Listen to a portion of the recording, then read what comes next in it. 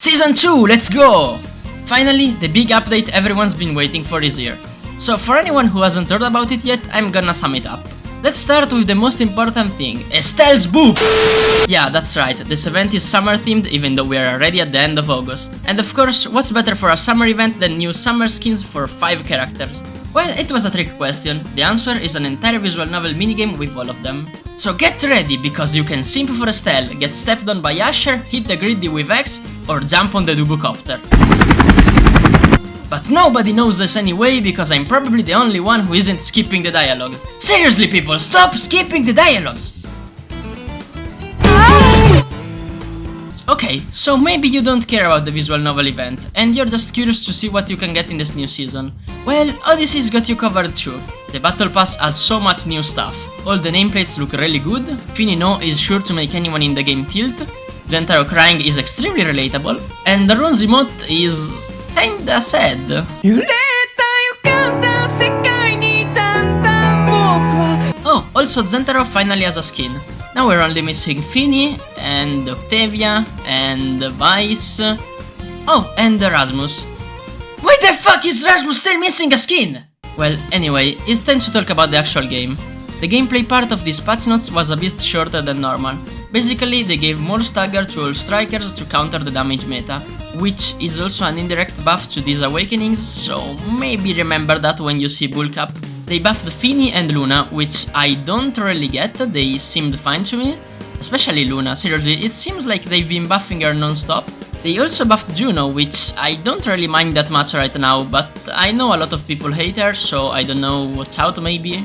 And now for competitive, they removed my beautiful diamond, gone, reduced to ashes. I can't even say much about comp right now, the only tip I can give is don't play it, at least like for a couple of weeks.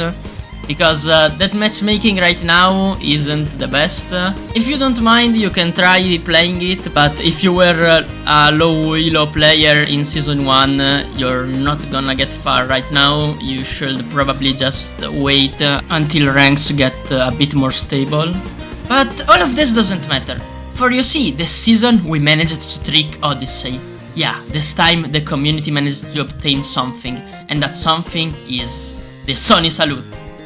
Well, kind of. Yeah, Odyssey put these new emotes in the game, so if you're like me and you aren't talented enough to get a Sonii salute, you can dry your tears with the free version. And I don't really care if people say it's the cheap version, I will keep this emote in my lineup forever. At least until they delete this and all of my hopes with it. I've already gone over a lot of stuff, but there is still new content to talk about. Yes, Odyssey is really spoiling us this season, because we also got 2 new maps. They are weird, really weird. Aesthetically, they look really good, but I'm not sure if I'm gonna get used to their playstyle. Inky's Splash Zone. This map has only one barrier, which seems like one of the only village barriers, just bigger. But watch out, when one team loses a barrier, the other one will unlock a button on the field that when pressed will unleash this thing. It's really fun to see people who don't know die to it, but I have no idea how much this will change the meta in competitive. My guess is that teams won't instantly press the button, instead they'll wait until the positioning is favorable to maybe cut out from play part of the other team. Either way, it seems like it will be something the goalie will have to keep in mind, since the button will spawn under their feet. Maybe this will make the goalie gameplay less boring.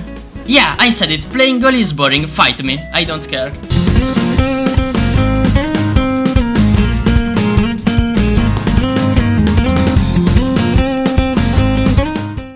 The second new map looks even better than the first one. Its theme is centered around Obscura, the demon that's always near Rune, and it's got these portals that can enable some really cool plays. The problem is that for some reason my tiny brain is literally incapable of understanding this map.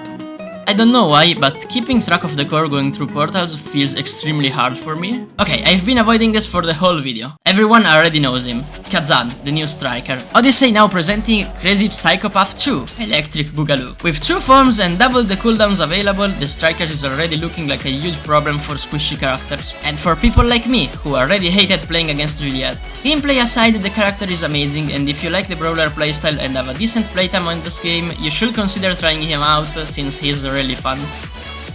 Fuck! And that's it.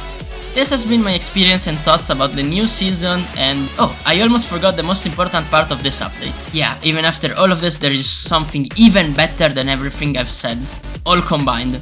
They finally removed Demon Days.